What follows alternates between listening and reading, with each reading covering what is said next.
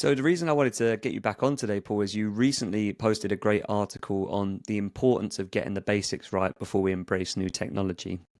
And we'll be putting this out around the start of January when a lot of people will have their strategy in their mind.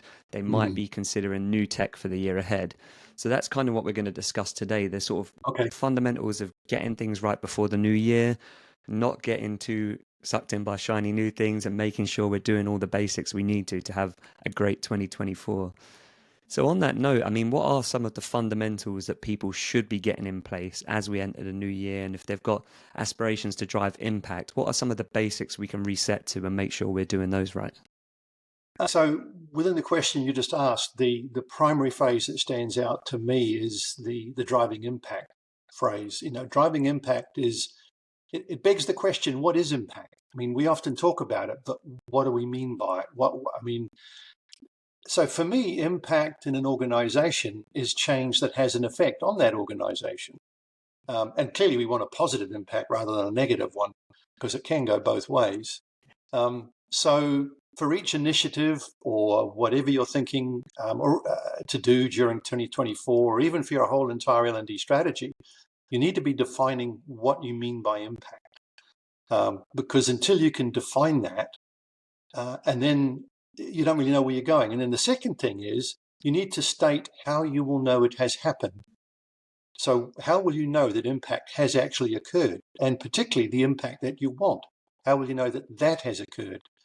And then you've got, okay, this is a kind of goal, if you like, is this impact on the organization. And this is how we'll know it's happening or has happened or that we're halfway to get there. So what sort of, in effect, measurement criteria will you use? How will you know? What will you see, hear, or feel that'll tell you that impact is starting to occur and then has occurred? Um, and then you need to get agreement from the various stakeholders on those two things.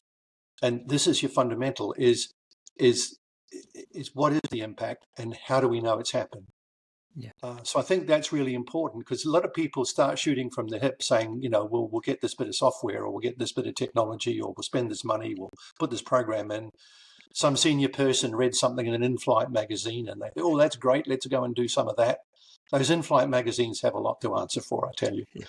Um, so that's a fundamental, is getting clarity on what impact means in your context, and then how to measure it, Yeah. I guess, which is Yeah, I pretty was obvious. Yeah, no, it is when you say it like that. And I think impact will often lean towards numbers, and we might discuss that a bit. But I really like this idea of what you said about what do you see, hear, and feel, because that is a great way to establish what impact looks like. When X, Y, or Z is happening, what are the changes we're expecting to see in the ways people do their job or in the culture in our company? So, yeah, I love that idea. Any more thoughts on that? Like, what are the telling indicators that people could commonly look for as they take a more rounded view of what they're looking at seeing and hearing and feeling as they drive Well, change? yeah, it's it's got to be sensory in the fact you've got to be able to observe it or notice it. Yeah. And so it might still be numbers, but what numbers will you see? And what behaviors will you see? What sort of conversations will you hear if the Mm. culture changes in the way that we want, if that's one of the impacts you're seeking? How will I feel when I walk around the offices or walk around the factory floor?